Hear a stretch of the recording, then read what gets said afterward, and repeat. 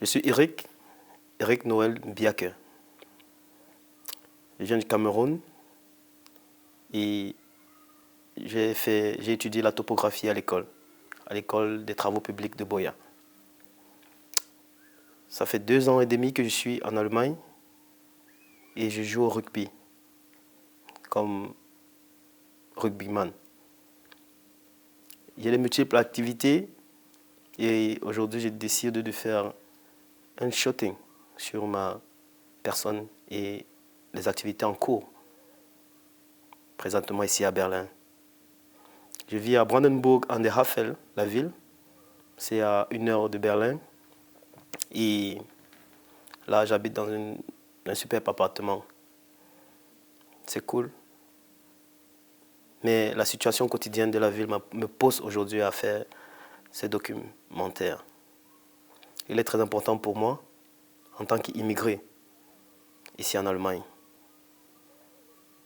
Dois-je continuer?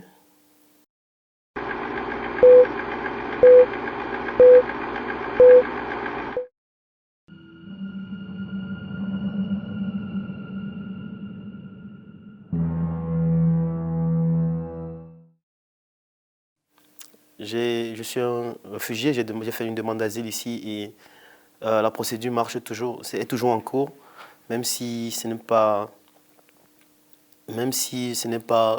positif jusqu'ici, parce que j'ai déjà 2 fois reçu le négatif du service immigration en Allemagne.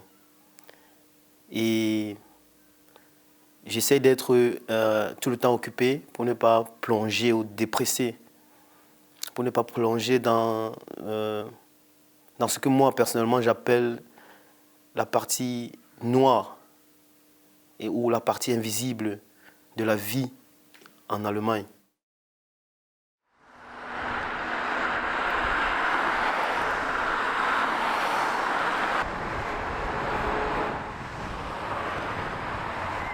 J'arrive en Allemagne en avril 2017.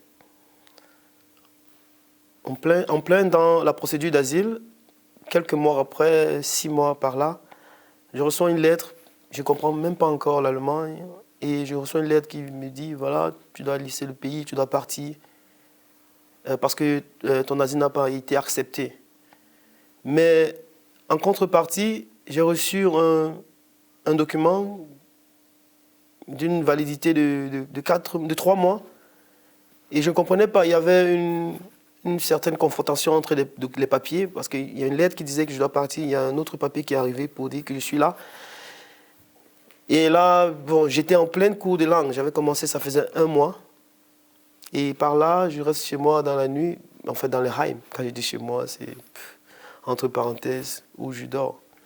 Donc dans la nuit, il y a la police qui arrive chez moi avec des chiens, vraiment des gros chiens, comme si on venait arrêter un brigand. Et voilà, ils m'ont mis les menottes. Et c'était en plein hiver, c'était en décembre 2017. En plein hiver, ils m'ont fait sortir avec de nu corps, juste avec un collant en bas. Le corps nu dans la voiture jusqu'à... J'ai pas compris ce qui s'est passé, ils m'ont rien dit. Ils sont entrés avec des chiens, on m'a bloqué, on m'a menotté dans la voiture jusqu'à l'aéroport. C'est quand j'arrive, on approche l'aéroport que je me rends compte que, ah ouais, ben, il n'y avait aucun papier, aucun document qui me demandait de partir.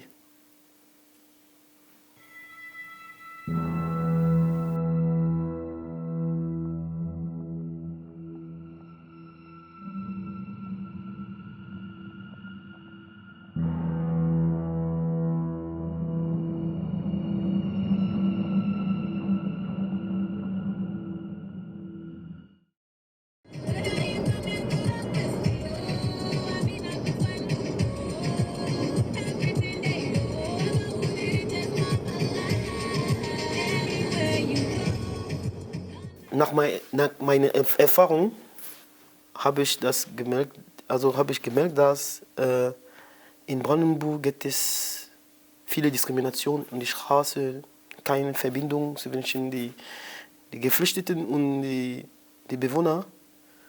Und diese Gefühle hat mir also was erzählt.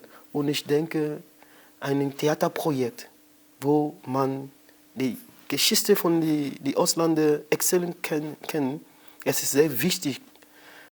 You say, I'm going into a Straßenbahn. People look at me. I look different. They talk. I don't know. Then But you think more of monologue concept more than round table, more each person.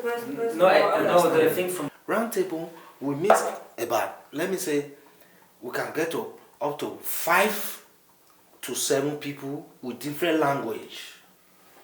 I want to shoot now for some really important point that I don't want to forget, because if I forget this, it's not good. I invite people from another place. Dans le Brandenburg, en particulier en de Havel, la ville, pendant les élections 2019, septembre 2019, le parti politique AfD a gagné avec plus de 27,70% de voix dans le Brandenburg. Et là, ça commence à monter un sentiment d'agression contre les réfugiés, envers les réfugiés, un certain sentiment que les réfugiés dans le Brandenburg sont repoussés. C'est la raison pour laquelle Charles Mendy-Hagen, c'était un peu pour interpeller ceux-là qui pensent que les réfugiés, nous n'avons pas de place dans le Brandenburg. Ich finde das auch wichtig, dass alles muss verstanden, dass wir sind Menschen als jeden. Wir sind in Deutschland nicht nur für was Geld zu haben, oder wir wollen auch Sicherheit haben, normal leben, dass die Leute können einfach arbeiten oder mehr Möglichkeiten zu haben. Geht es Ingenieur, die Leute in die Schulen gegangen, aber gibt hier keine Möglichkeiten für was weiterlernen. Das ist unser Kampf. Les demandeurs d'asile sont exposés à une politique d'asile répressive dans le district Makish-Catalan. Depuis des années, l'administrateur du district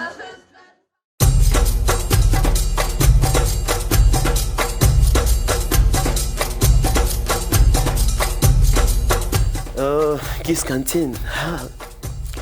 Kiss Cantine, c'est un endroit de renaissance pour moi. Après la tentative de déportation en décembre 2017, je me suis retrouvé complètement dans la rue. Kiss Cantine, c'est une maison. C'est un lieu, c'est un endroit où on retrouve des vraies personnes, des personnes nettes, avec qui on a pratiquement les mêmes objectifs et presque les mêmes idées. Il y a une légende qui dit que on peut boire de l'eau et vivre, mais on ne peut pas vivre sans manger. Et donc pour moi, je me dis la meilleure façon de rassembler les gens, c'est autour d'un repas. Et ça a toujours marché à chaque fois.